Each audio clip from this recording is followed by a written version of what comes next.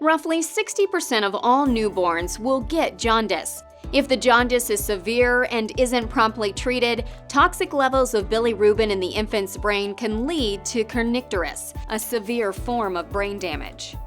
Bilirubin is the yellow-orange byproduct formed in the liver while breaking down old red blood cells. It's the reason that the skin and eyes of people with jaundice turn yellow. Kernicterus not only damages brain cells but also can cause additional symptoms like respiratory distress and muscle spasms. Without early detection and proper treatment, kernicterus can lead to severe illness, long-term harm, and even death. Before kernicterus can happen, though, jaundice symptoms will begin showing on the baby's face, giving their skin a noticeably yellowish tint. As bilirubin levels increase, the yellowing moves to their chest, arms, legs, belly, and even the whites of their eyes. Other signs and symptoms of jaundice include problems breast or bottle feeding, extreme fussiness, trouble sleeping or waking up, and surprisingly few wet and dirty diapers. Fortunately, most cases of infant jaundice are mild and resolve within a week or so. However, in 8 to 9% of cases, the infant develops severe jaundice and needs immediate medical attention to avoid developing kernicterus.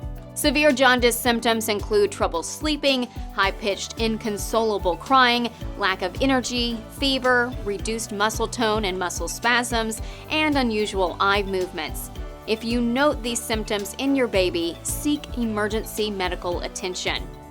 Because kernicterus can permanently damage brain cells, children might develop new symptoms even years after treatment: convulsions or seizures, writhing and muscle spasms, unusual motor development and movement, stains on teeth enamel, sensory challenges, primarily hearing, inability to gaze upwards, difficulty speaking.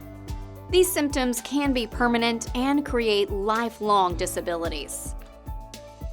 While any baby can be at risk of jaundice, several factors and conditions can dramatically increase the risk of developing kernicterus. As strange as it may seem, in some cases the mother and baby have incompatible blood types. For example, a mother may be Rh negative and her baby Rh positive. When this happens, which is rare, it's known as Rh incompatibility.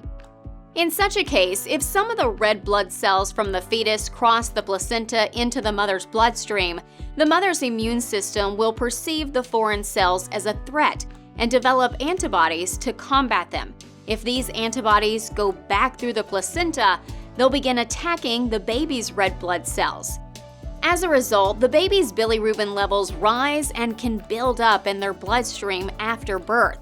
Fortunately, this disease is rare since Rh can now be treated during pregnancy. Crigler-Najjar syndrome is another risk factor. It's a hereditary condition that leaves babies without a necessary enzyme, leading to a bilirubin buildup. Premature babies, born prematurely at 8.5 months or earlier, have an increased risk of jaundice because they don't have a fully developed liver yet and can't get rid of high levels of bilirubin. Feeding problems, especially during the first few days, can put babies at a higher risk of jaundice. If any of your other children had jaundice when they were infants, your new infant is more likely to get jaundice as well. Babies with darker skin may be at a greater risk because it's not as easy to notice if their skin becomes yellowish. The best places to check them for jaundice are the inner lips and gums. During birth, the baby can be bruised. As the bruises heal, their bilirubin levels can rise, causing the baby to become jaundiced. Kernicterus is a preventable condition. Ideally, no child should ever develop it.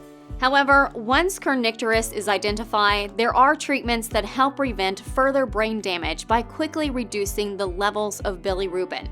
The first method of treatment is to make sure the infant gets adequate nutrition, either with breast milk or formula. Then, phototherapy treatment breaks down bilirubin by exposing the baby's skin to a special blue light. If the baby's jaundice has developed into kernicterus, doctors can speed up their treatment by using several lights until bilirubin reaches safe levels. Phototherapy usually takes a day or two. Since jaundice is common in children, doctors and nurses should check frequently for signs and actively monitor bilirubin levels if any symptoms are present. Failing to prevent kernicterus can qualify as medical negligence. Kernicterus complications can have a significant impact on your child's quality of life. Fortunately, children can often improve significantly with early and expert intervention. However, these costs can be a financial burden. If your child developed kernicterus as the result of medical negligence, the Birth Injury Center may be able to assist you. The lawyers at Birth Injury Center can help you seek compensation so you can focus on what matters most, the health and well-being of your child. You can learn more about causes, treatments, family forums, parent support groups, and more at birthinjurycenter.org. The Birth Injury Center is here to aid you, offering consultations and abundant resources. For your own peace of mind, please visit birthinjurycenter.org.